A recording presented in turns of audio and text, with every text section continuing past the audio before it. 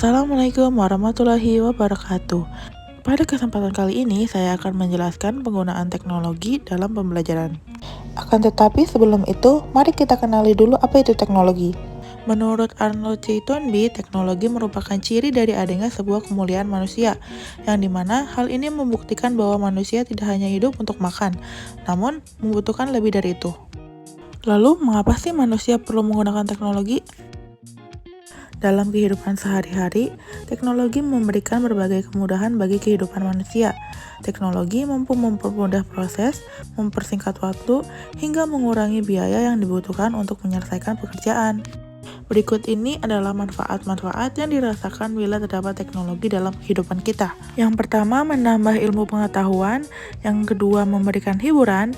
Yang ketiga, memudahkan segala urusan manusia. Yang keempat, memudahkan dalam pencarian informasi maupun berita. Lalu, perlukah kita menggunakan teknologi dalam pelaksanaan pendidikan?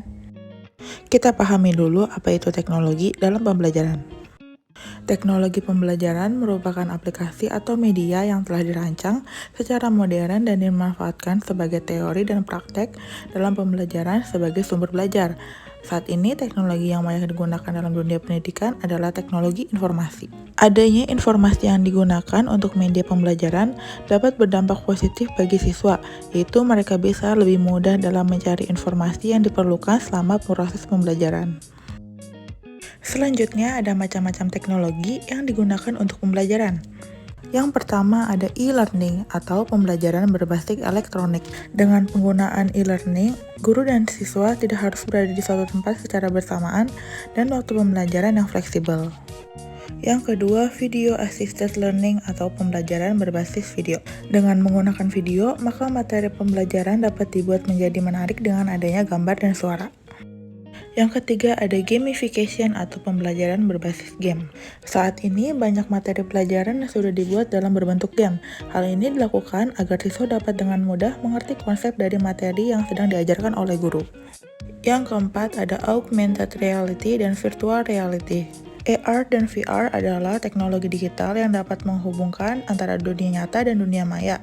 Dengan memanfaatkan AR dan VR, maka proses pembelajaran akan menyenangkan karena siswa dapat melihat sesuatu yang abstrak dan dapat mengunjungi suatu tempat.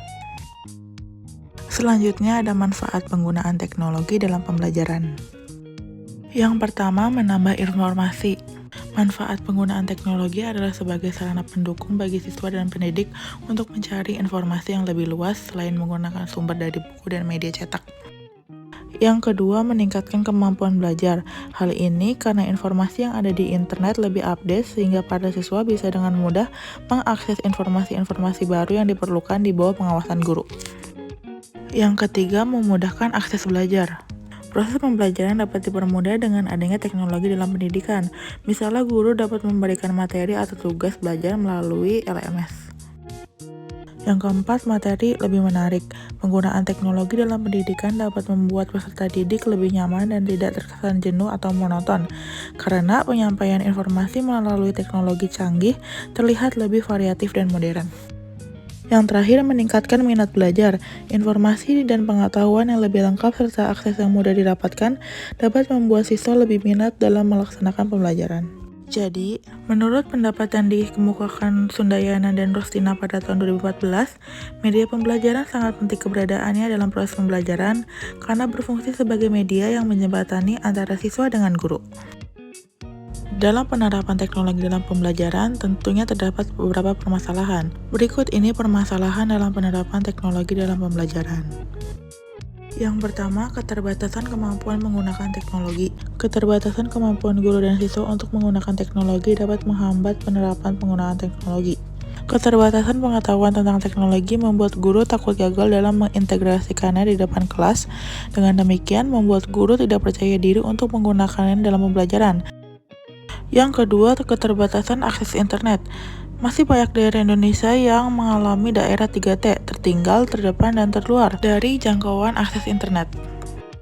Yang ketiga, perdebatan tentang penerapan terbaik. Masih terjadi perdebatan di kalangan pendidik manakah yang lebih efektif antara pembelajaran menggunakan metode tradisional atau pembelajaran menggunakan teknologi. Dan yang terakhir, kekhawatiran akan ketergantungan pada pembelajaran online.